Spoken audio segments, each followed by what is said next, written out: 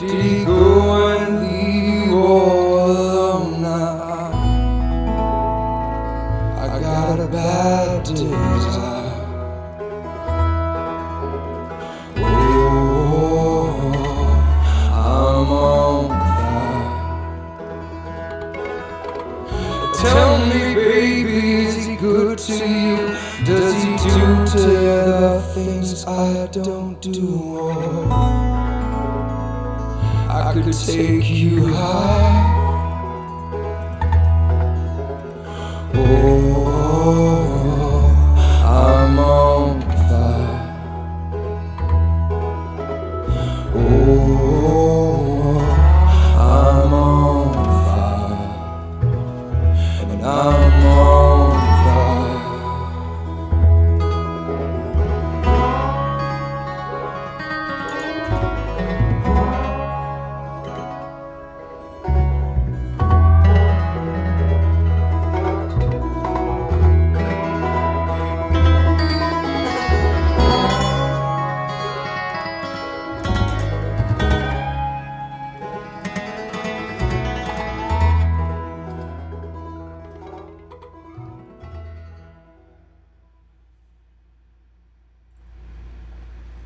Hey there, everyone. Welcome to Lookout. Today's the 7th of September, and we're going to be doing an evening broadcast here because today feels like the first day of fire season, really. Like everything we've been doing so far is just kind of a warm-up. Things really started to take off today. So we're going to jump in. We're going to look at the Mosquito Fire near Foresthill. We're going to talk about how fires behave in this landscape.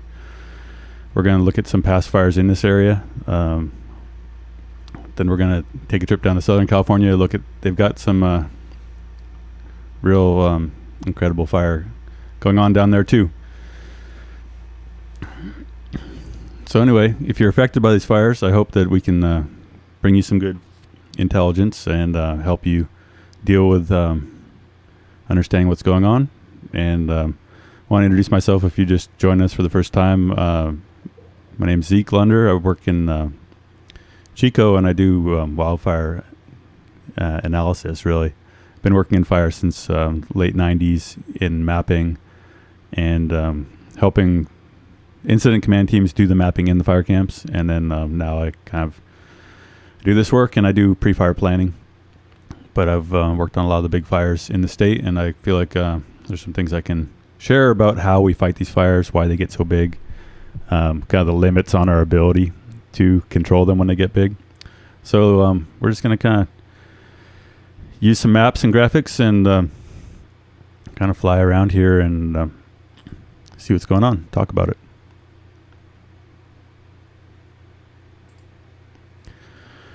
All right, so we're going to start off with the Mosquito Fire.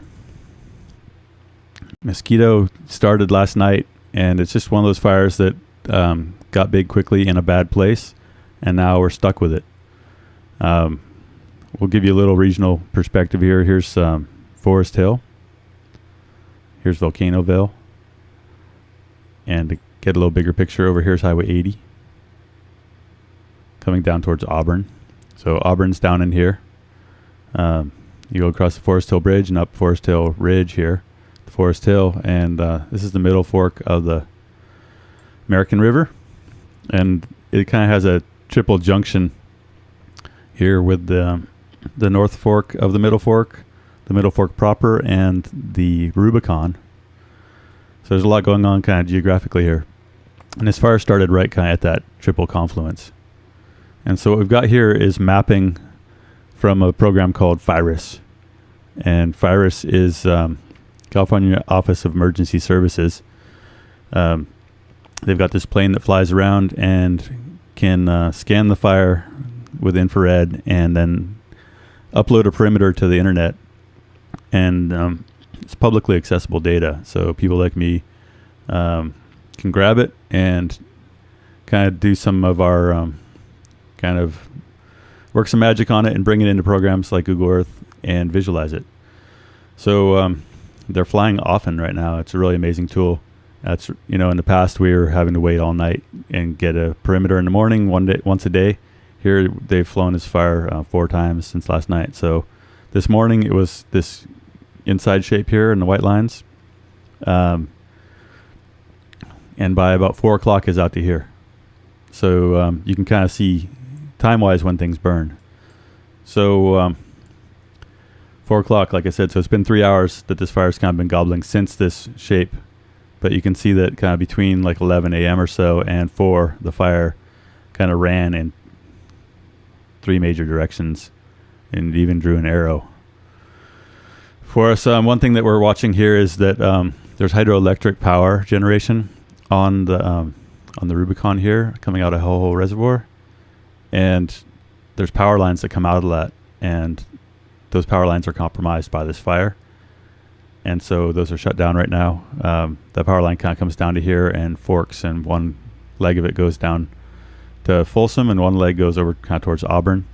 But so the power plants on the Rubicon are offline right now in the middle of this heat wave and power crunch. I don't think they're a huge proportion of the state's overall electricity, but it is something that's going on. Okay, so just to talk a little bit about what we see as potential on this fire. One thing I'll say is, so I've got some layers turned on here in the background that are fire history. And so every time there's a fire, we map it and we get the date. And so like this shape out here is the American fire that burned in 2013. This shape over here is the government fire, burned in 2008. This kind of purple shape here is the Ralston fire, burned in 2007. And the King fire in 2014 was a really pretty massive fire here that burned from down by Pollock Pines all the way up to French Meadows or Slab Reservoir. I'm not sure what this one's called. So fire history kind of tells a story of what potential the landscape has for another fire. We know, and also from the Caldor fire, we just know that, okay, like this landscape has the potential to give us a fire that can run 20 miles in a day. The King fire had an enormous run where it kind of got aligned with the canyon here, and it ran like 15 miles in an afternoon. So the landscape, fire history just tells us the potential in the landscape. So we know that we have potential in this landscape for large fires. And we also don't see on the fire history layer many fires that are small or even medium sized. Generally in this area, if we put out a fire at 50 acres, that you don't hear about it much. It gets done, everyone's glad. But once that fire hits 1,000 acres, it's going to burn and be a big fire. But we don't see a lot of fires, say, between 200 acres and 20,000 acres in this country. That's just the nature of this landscape, is that on the days that fires are catchable, we catch them. And on the days that they get away, they're going to burn for a long time because it's hot, dry, and this is some really incredibly challenging terrain. Some of the roughest terrain in the state. Poor access. So for firefighters right now, what can we do?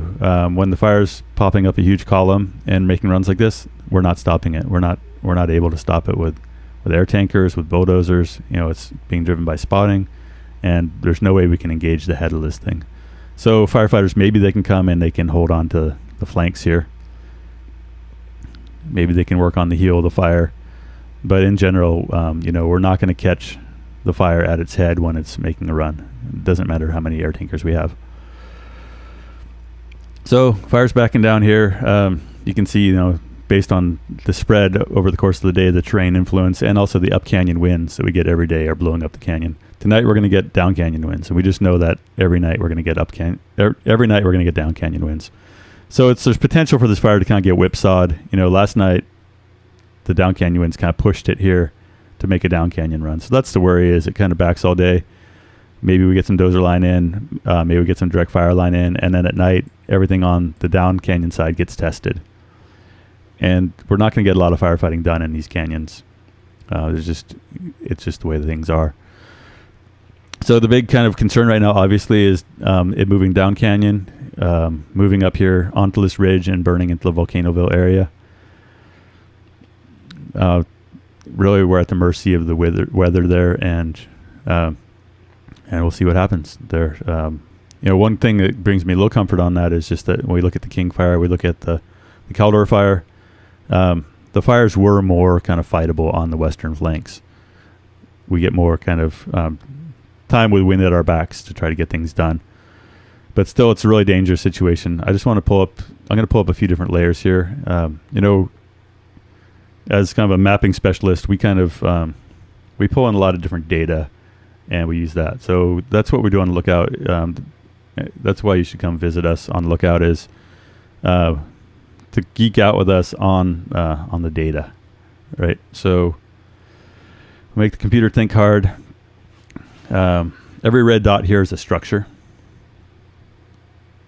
And so obviously as we get down lower below Todd Valley, around Georgetown, we have a lot of structures. We have incredible density of development. And so the good news right now is just that the fire is pushing away from the highly populated areas. It's not good news for Michigan Bluff. The fire went right through where there's a bunch of structures today. And if you're watching this and seeing that it went through where you live, I'm sorry that happened to you. But all in all, this is headed out into the wildland where there's not that many structures. And so that is, if anything, a silver lining. We're just going to have to watch what happens with the winds here. The other data I want to show is we've got transmission lines. So these are the basic, these aren't just the power lines that serve your house, but these are the transmission lines that connect our powerhouses and really build our grid. And so you can see how that 230 kilovolt line coming down has been compromised by the fire. There's a 60 kilovolt line here that got compromised yesterday. And so this system now is shut down. And there's some infrastructure in here that's probably been damaged. So another big picture thing to look at just is in this fire history. I'm just going to make it a little more prominent. Okay, so we've got the American Fire here. We've got the King Fire here, the Ralston Fire. We're seeing that the 2007 Ralston Fire isn't really providing a whole lot of a barrier. Someone had a comment about 15 years of brush regrowth on top of the remaining fire-killed fuel. Yeah, it's just kicking butt in there. So sometimes there's an opportunity in these scars, and it's a fleeting opportunity to reduce the fire severity. So like in this American Fire, now it's 9 years old. A lot of snags out there, a lot of brush. Until just a few weeks ago, the brush was actually not at critical levels where it still wasn't quite super dry enough to burn well in green brush.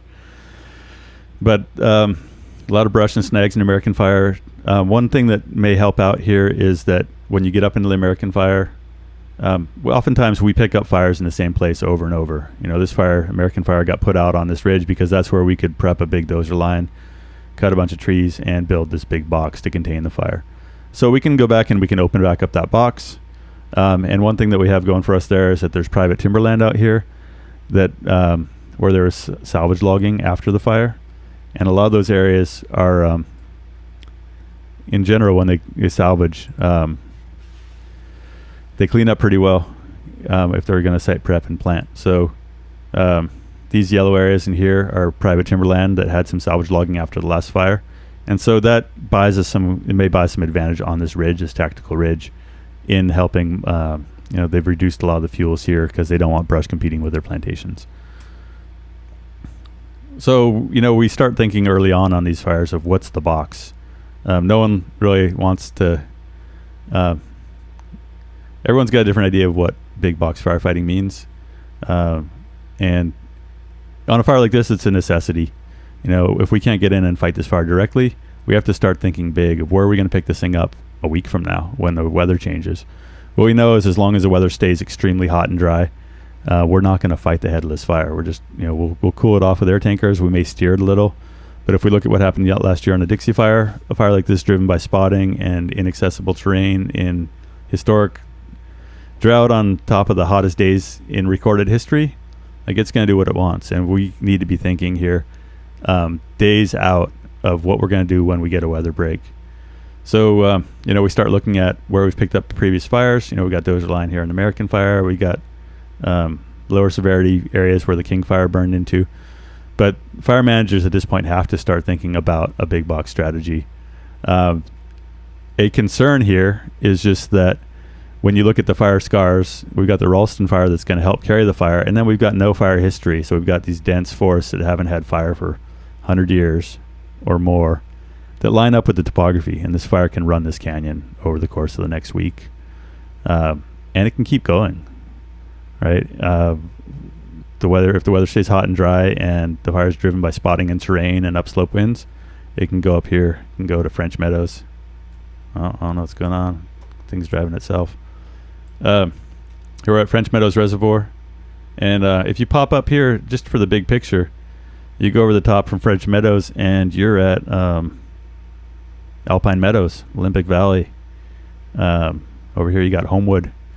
So I think what the Caldor fire showed us is that, we used to think that the crest of the Sierras might stop a fire. There's contiguous forested fuels all the way to Tahoe here. And so, on the Caldor, I kind of hung my neck out there early on and said, hey, this thing's going to Tahoe. And I'm not ready to say that on this fire just because it's a long ways. It's 30 miles. But the landscape is, the topography and fuels are there for that to happen. And the weather is the wild card. If it stays hot and dry and unstable and we have winds, the weather and topography, or the fuels and topography are in alignment for a fire to just keep moving up the mountain. So we're going to just watch that, and we'll let you know what we think. I don't want to stoke hysteria and say it's going to Tahoe, but I just do want to point out that it's got contiguous fuel for the 30 miles between it and Olympic Valley. And the Caldor, we talk about how fire history kind of tells you the potential of the landscape. Here's the Caldor fire in blue. And so with similar fuels, similar topography, similar climate, if you just shift this fire over to here, it reaches to Tahoe. So that's kind of one of the ways that we think as fire scientists is, what did the fire do yesterday? If it did what it did yesterday, it could do it again today. There's no, if nothing changes, what happened yesterday is likely to happen again today. All right. So, we watched the King Fire run this 15 miles in a day. So, dangerous fire, a lot of potential. I think it's not unreasonable to tell people that they should have limited expectations of fire control on the head of this thing until the weather gives us a break.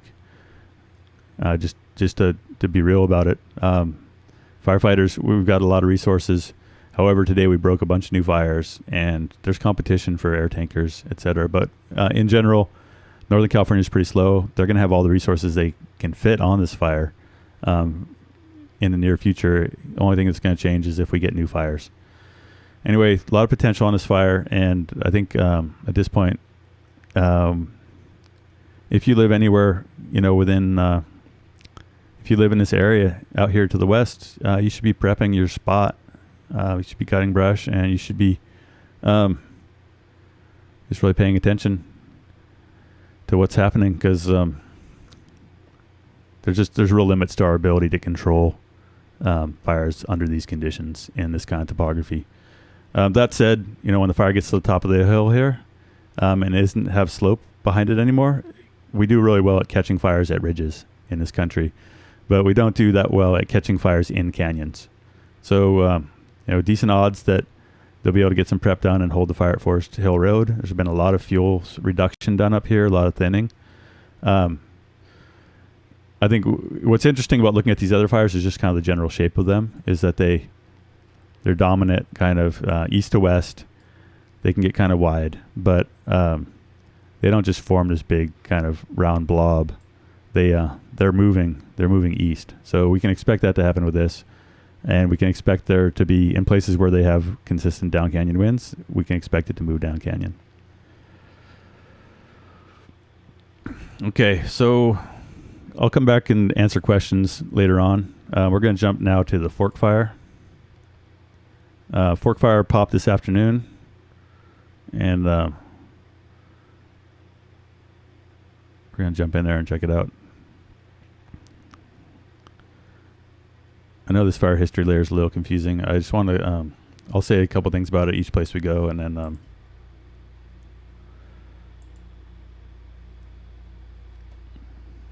making my computer think a little too hard here, so it's kind of slow. Okay, Fork Fire. Here's North Fork, the town of North Fork. We're down in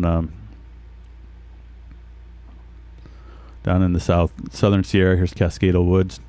This fire got started and made a pretty good run, kind of right off the bat. It was a high priority. It got a lot of is 280 acres at about 5 p.m.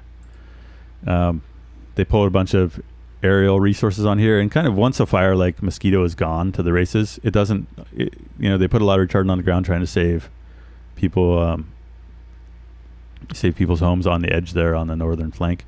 But the priority is really to put out new fires. If you have a fire that's gone to the races, new fires always get a priority for aircraft, because if we can keep this thing small, we can have a lot more gain, a lot more kind of bang for our buck than just pouring a bunch of retardant on a fire that's obviously gone off to the races. So we don't have much intel other than this fire's flight for fork of what's going on there so far. One thing in the kind of bigger picture is we've got the creek fire right here, 2020 creek fire. So it doesn't do you any good maybe if you live out here, but this fire isn't going to burn, to the crest of La Sierra. We see that big recent fires compartmentalize the landscape and help contain them even when they get started. So this fire, has limited potential to grow. It's not going to become, a 100,000 acre fire. But still, a lot of people living in this area, and it was a priority for resources today. Okay, we're going to jump now down to Fairview Fire in Hemet.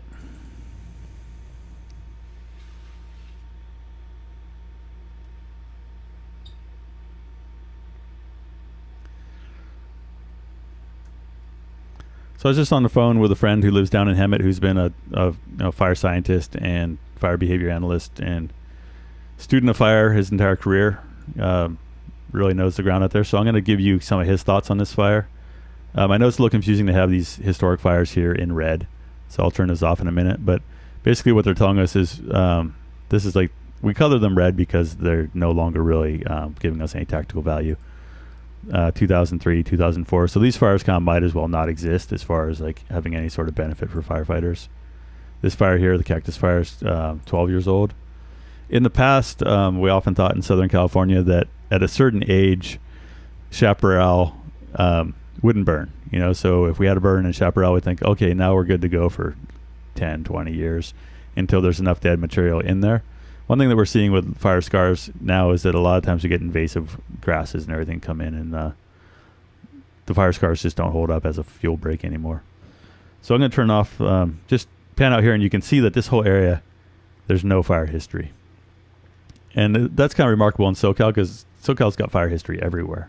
So you look around at all these fires we've had, and this area is unique. So that's what's making this fire extra kind of complicated, is no fire history. This is one of the largest areas in Southern California that hasn't had fire history, and it just has this like intense old chaparral.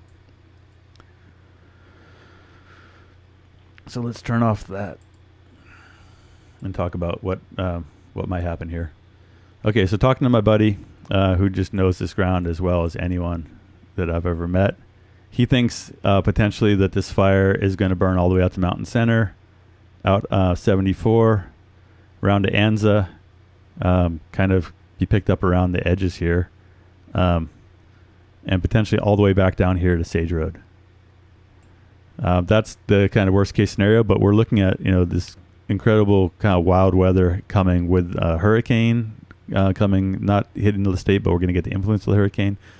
And oftentimes when we've had fires here in the past in Southern California, that where you get a major Pacific storm kind of influence, like really strange things can happen. And we're in a time of year where we've got kind of more winds and instability. So there's not a lot of great tactical opportunities out in this area.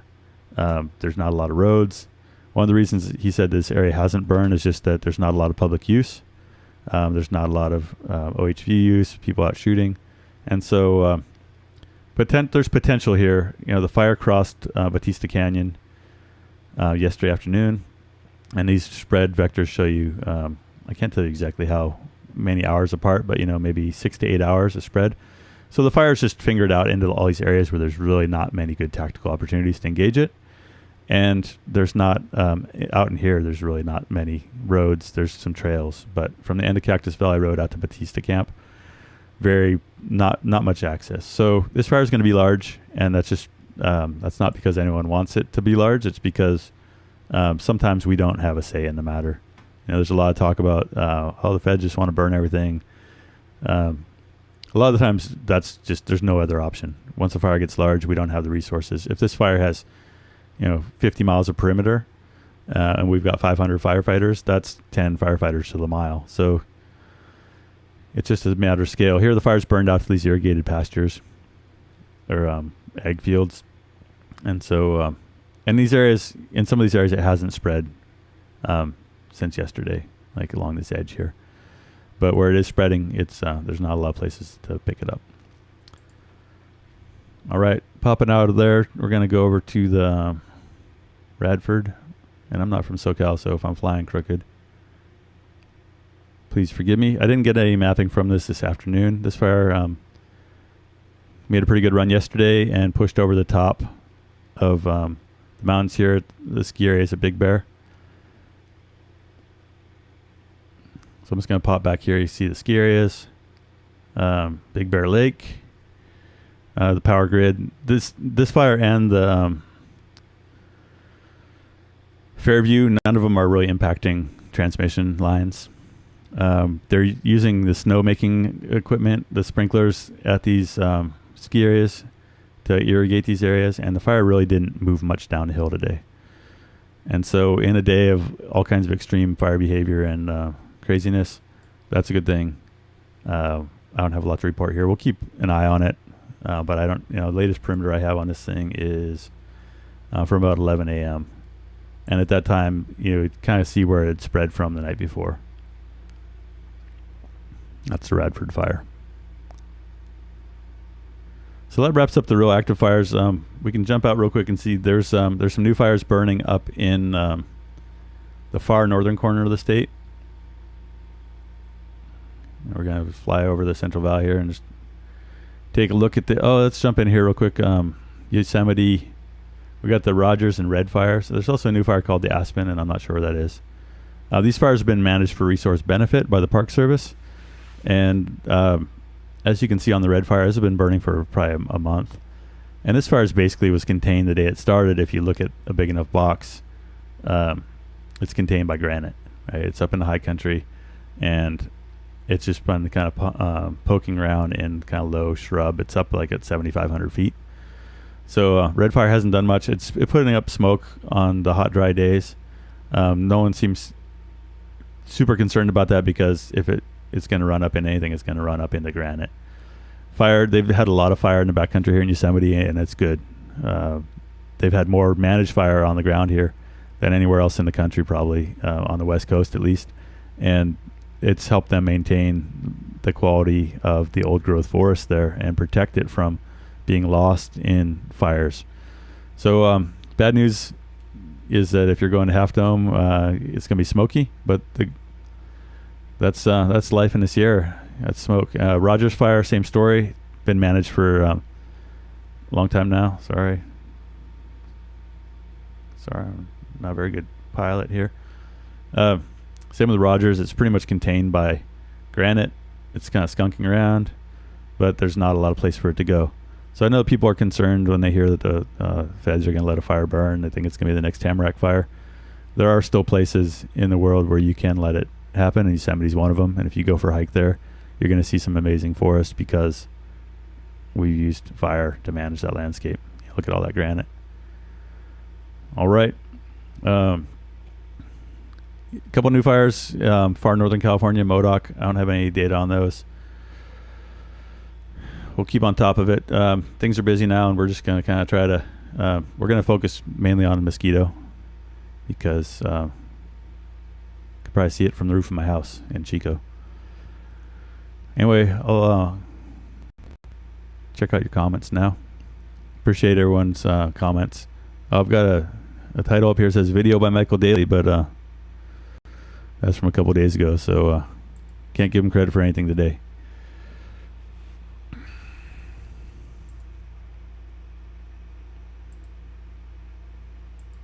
All right. A lot of comments. Man.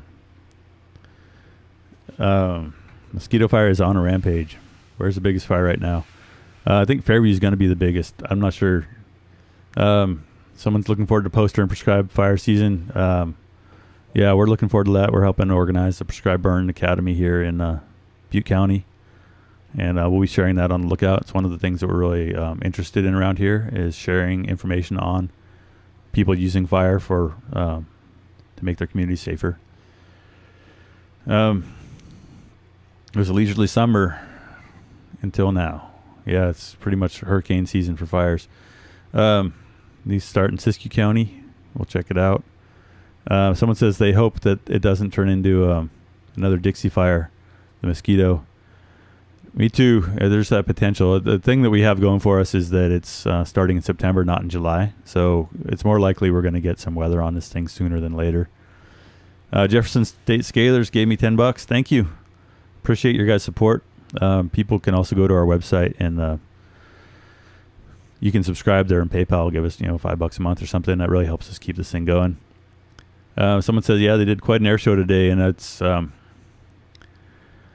it's tough on these big fires. People say, man, we need more big air tankers. That would help. And days like today, when the fire like Mosquito's going, it doesn't matter how many tankers you got. Mosquito's going to fly through the Ralston Scar. Yeah, we talked about that. How far is it from Calder Fire? I think it's about 30 miles. Is it wise to be cutting brush in the next couple of days with this high fire danger and high temps? Yeah, good point. Don't start a fire. But if you got stuff right up against your house, try to go out there early in the morning. But yeah, it's a good point. We don't want people out there at 4 in the afternoon with a dull chainsaw trying to cut manzanita. So yeah, thanks for pointing that out. But when I say get your place ready, it's like you got to remove flammable stuff around your house, your lawn furniture, and all the crap that can catch tinder. The zone within 5 feet of your house is really the most important if you're trying to fire safe your place. It's the embers that blow into places near your house that start a small fire that burn your house down. So yeah, good point. Don't start a fire. It's supposed to be cloudy, upper 80s Saturday. Hope that helps. It's supposed to be cooler next week, but are the winds worse in this area in September? Yeah, fall's tough for winds. Where are the helicopters with night ops? Sometimes it doesn't matter if you got night ops helicopters. It helps on IA, initial attack, putting fires out. But on a fire like this, it's not really going to buy us much. It's risk versus gain. It's risky putting people up with night vision at night, flying around. And on a fire like this, at some point, it's pretty marginal risk versus benefit of night ops. And so people are clamoring for more of that, and they've been doing it a long time in SoCal. But it's a matter of scale. And on a certain size of fire, you're just kind of sprinkling on it. Someone's asking about fire in Klamath Falls. Yeah, we'll check the stuff overnight. Fire blowing up Modoc. Do I teach at Chico? No, I don't. I've been teaching some prescribed fire around here, field classes, and I teach fire effects monitoring to students. But I'm not an academic. My wife is asking, did I talk to Daniel Swain? And thanks for the reminder, darling.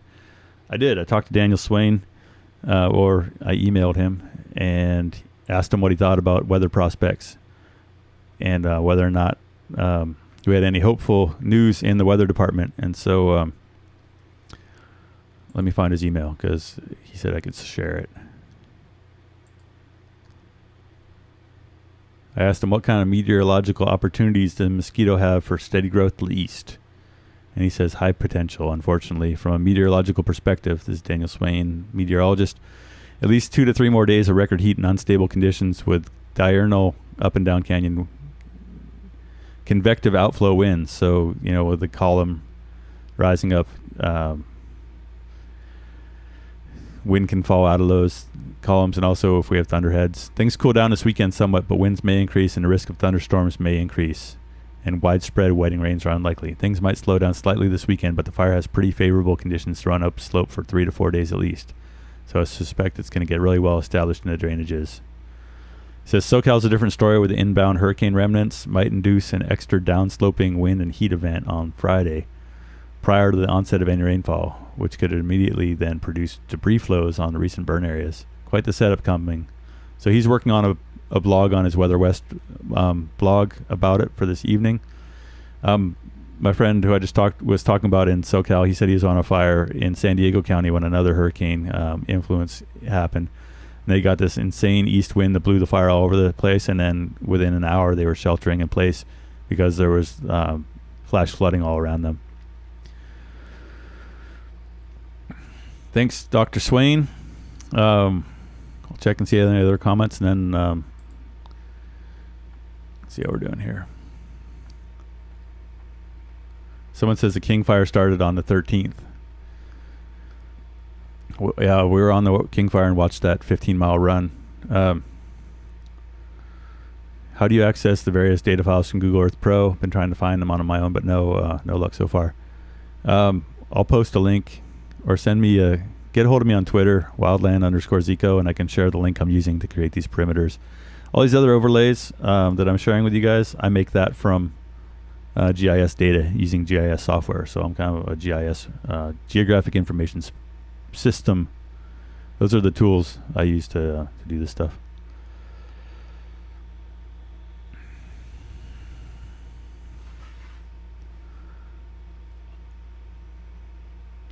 All right. I think that's about it for now. We'll be back in the morning, 7 o'clock. I don't know if we'll keep doing these twice a day, but I've been doing these every morning at 7. So, and if I can't do it, I'm sorry in advance. Thank you all for your support, and good luck to everyone out there